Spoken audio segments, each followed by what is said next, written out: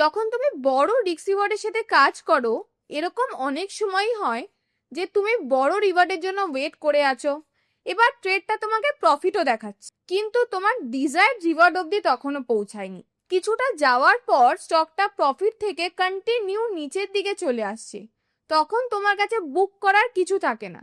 এবার তোমার পুরো প্রফিটটাও চলে যায় আর ট্রেডটাও নিচে চলে আসে। এরকম অনেক সময় নিশ্চয়ই হয়েছে।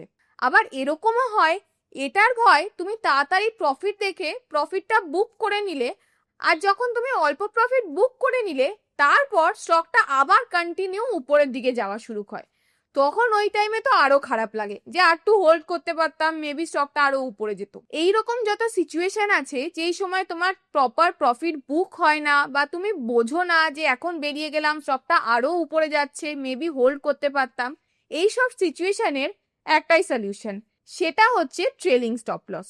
আর এই ট্রেলিং স্টপ লস কি হয়, কিভাবে ট্রেলিং স্টপ লস লাগাতে হয়, এটা যদি তুমি জানো না, তাহলে আইদার তোমাকে একটা ফিক্সড রিস্ক রিওয়ার্ডের পিছনে বসে থাকতে হবে, তুমি কখনোই একটা বড় রিওয়ার্ড ক্যাপচার করতে পারবে না।